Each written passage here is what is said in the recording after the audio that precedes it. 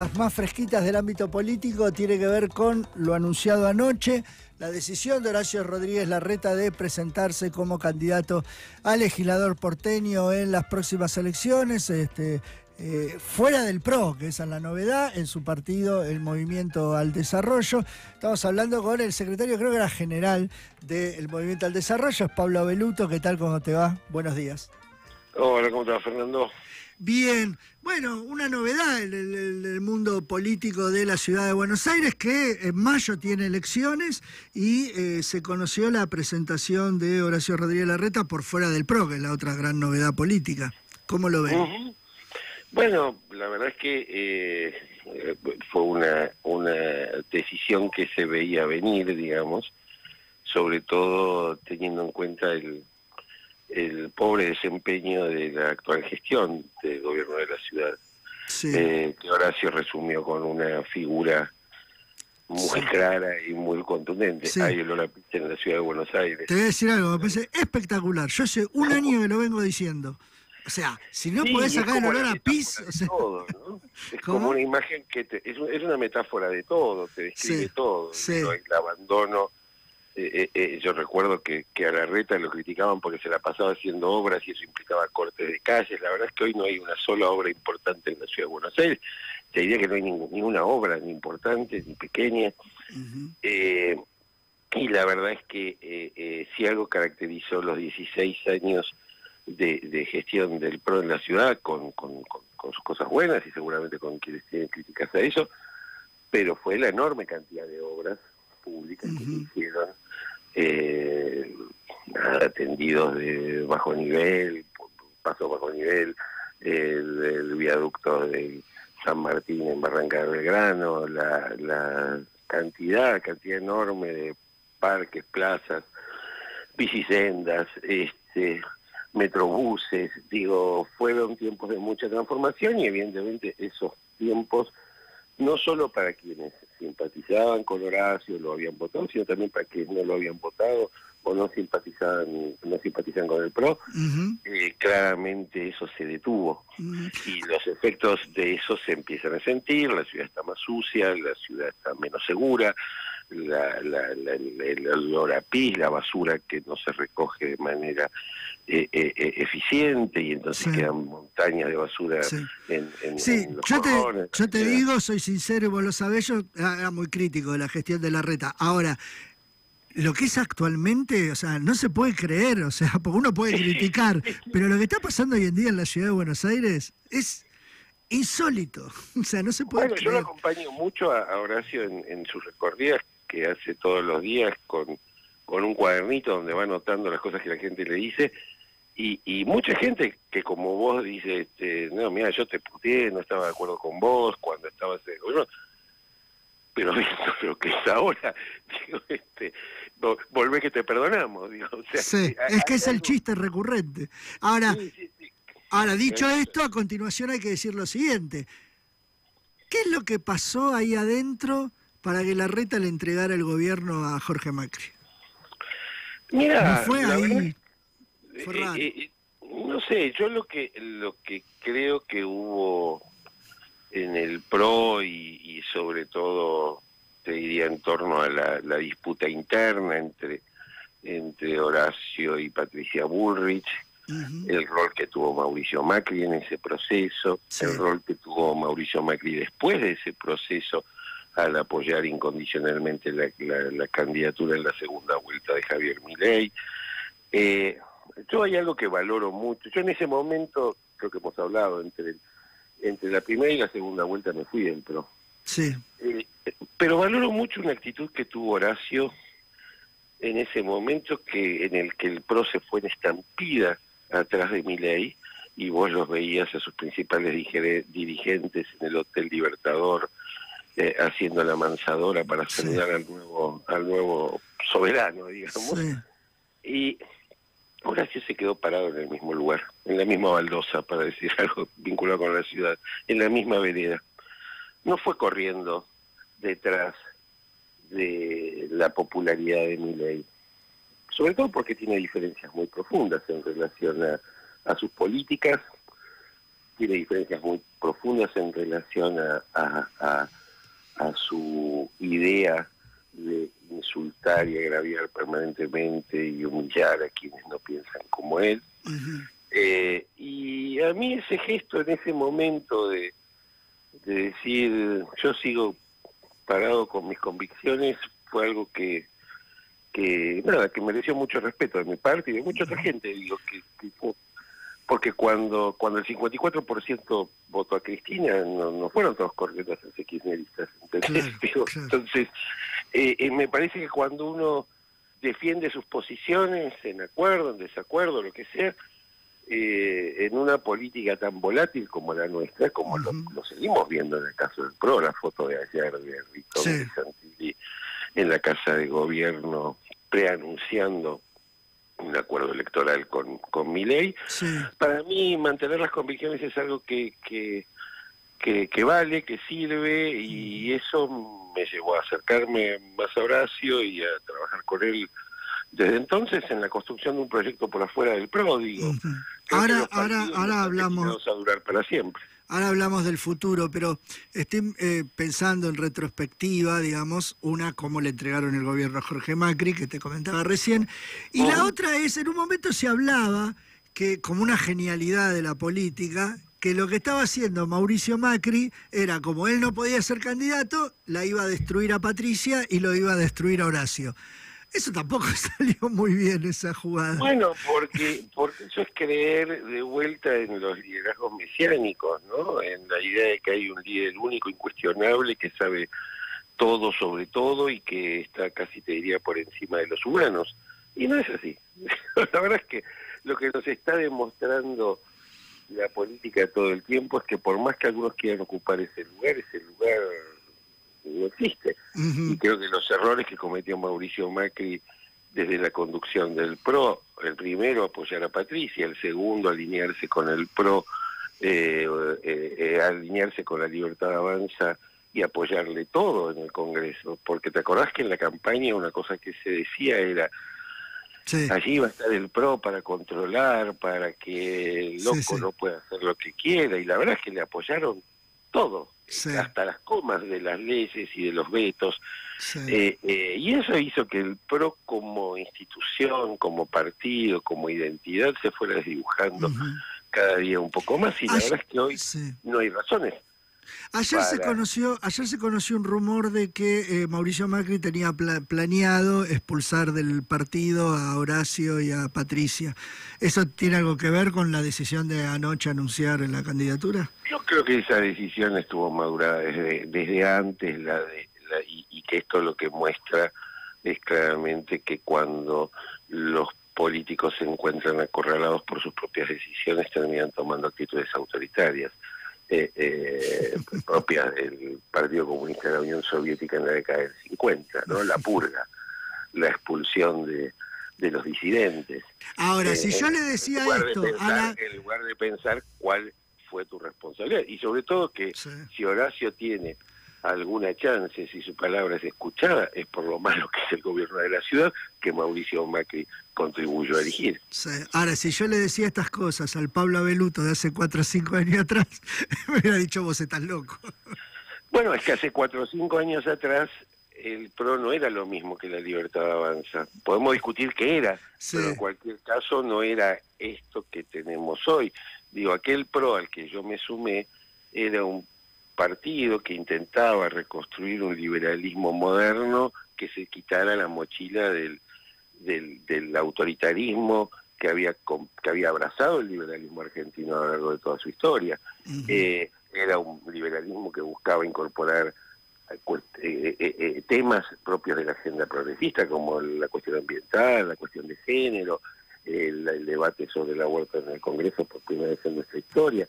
Digo, ese fue el PRO al que yo me sumé. Ese PRO no tenía nada que ver con el que luego tomó a su cargo Patricia Bullrich y con el que apoyó Mauricio Macri. Digo, esa es la razón por la cual yo me alejé del partido en su momento.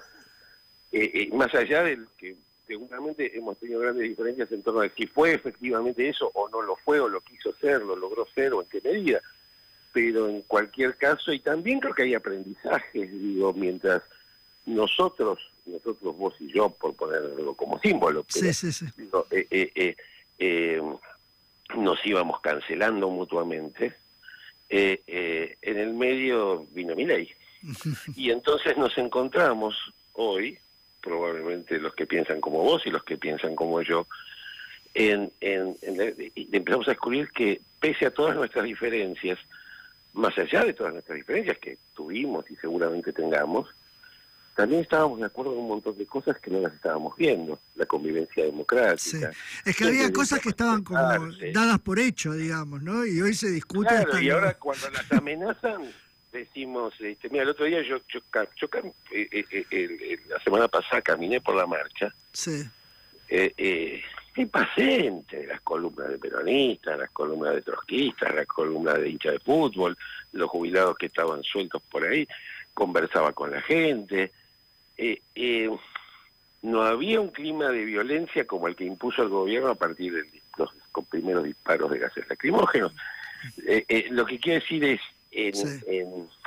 de pronto nos encontramos, y lo mismo pasó en la Marcha del Orgullo, y lo mismo después del discurso de Davos, en las marchas universitarias, de pronto quienes estuvimos enfrentados, quienes confrontamos porque tenemos ideas diferentes, porque no nos estábamos de acuerdo con la idea del otro, nos empezamos a dar cuenta que no todo era discrepancia, que había acuerdos, que la universidad pública era importante para vos y para mí, que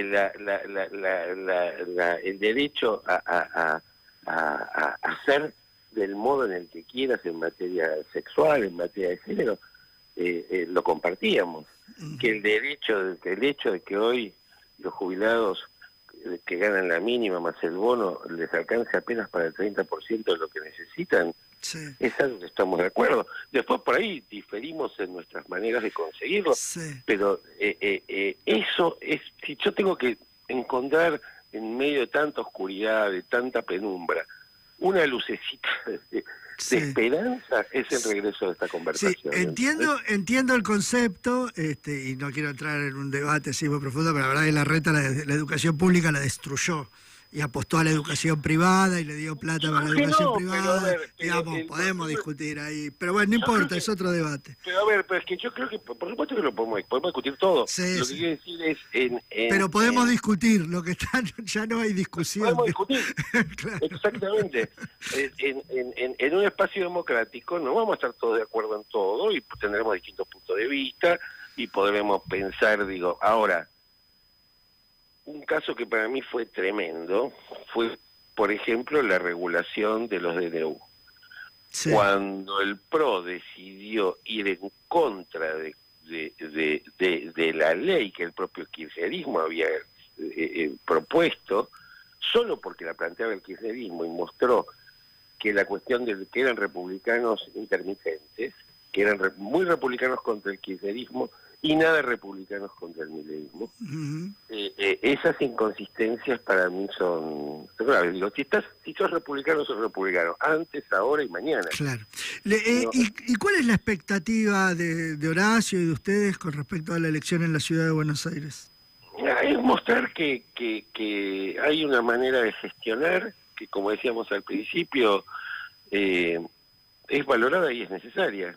No aspiramos a establecer una discusión nacional sobre la gestión, porque el olor a pis no es kirchnerista, libertarios, el PRO, es olor a pis, punto. Los baches son baches, no son... después podremos discutir mil cosas, pero en principio queremos mostrar que la ciudad es de todos y que podemos construir algo juntos. Después cuánta gente lo apoye será el mérito de una campaña, hay muchos candidatos, hay muchas propuestas, pero hay un diferencial que Horacio tiene, que es que él estuvo ahí muchos años, y la verdad es que conoce esta ciudad como muy pocas personas. Hay pocas personas que te pueden decir cuáles son los problemas, y sobre todo te lo puede decir porque lo ha conversado con los vecinos en cada uno de los barrios de la ciudad. Y después vendrán los debates nacionales cuando lleguen las elecciones nacionales, y el posicionamiento que cada uno tenga frente a esto que para mí es un desastre en materia de lo que está haciendo el gobierno. Esta atomización de candidaturas no favorece, bueno, uno de los análisis es que Leandro Santoro podría ganar la elección, sería algo insólito, pero bueno, al haber tanta atomización, está peleada Karina Milei con Marra, Larreta por otro lado, Jorge Macri por otro lado, no puede favorecer. Yo espero que digo, a ver, sin duda la fractura de la oposición es una de las causas y las consecuencias del éxito de Milei.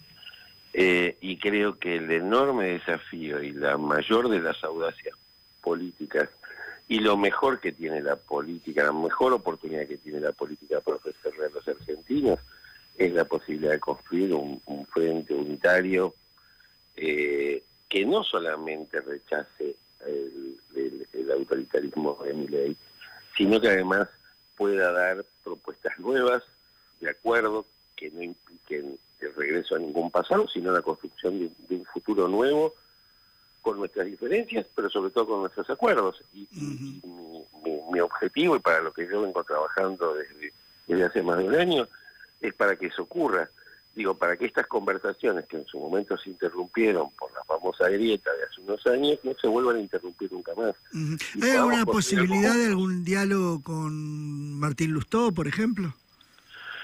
Mira, no sé si para para estas elecciones. Yo converso mucho con Martín, converso con Santoro, converso con todo lo que quieren conversar conmigo. Yo me siento y los escucho y me escuchan. Y creo que hay casi te diría que hay un espíritu casi hasta generacional en un punto. Es decir, cuando uno conversa con gente con la que compartís tantas cosas, es más fácil ponerse de acuerdo de lo que uno cree a veces. Y yo voy caminando por la vida tratando de conseguir eso. Digo, probé el enfrentamiento y el resultado está a la vista. Entonces prefiero por otro camino. Prefiero ir por el lado de buscar coincidencias que además existen. No es que hay que buscarlas demasiado, y las vemos todos los días. Cada vez que Milei habla, cada vez que ataca a algún sector, cada vez que humilla, cada vez que insulta, de pronto nos encontramos. Nos encontramos personas famosas como estas que mencionamos, dirigentes, líderes, y también personas comunes que nos encontramos en la calle o en las redes, que a lo mejor ni nos conocemos personalmente, pero siento que hay ganas de juntarse, ¿entendés? Hay ganas de encontrarse, hay necesidad de encontrarse, y eso implica probablemente revisar algunos supuestos de la política que tal vez han envejecido un poco. ¿Hay nombres para acompañar a Larreta en la ciudad? Bueno, está Manuel Ferrario, que ha tenido un rol muy destacado en la ciudad. Es una persona joven que conoce muchísimo la ciudad de Buenos Aires, que fue en su momento presidente de la legislatura y conoce mucho el funcionamiento de la legislatura de la ciudad.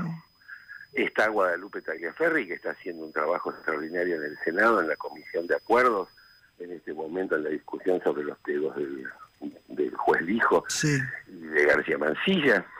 Digo, la verdad es que el trabajo que se ha hecho ahí, precisamente de poder preservar los valores de la Constitución, por encima de las diferencias que pueda haber entre senadores kirchneristas, Lustó o la propia Guadalupe, pero defendiendo que lo que estaba mal antes también está mal ahora. No cambian las cosas.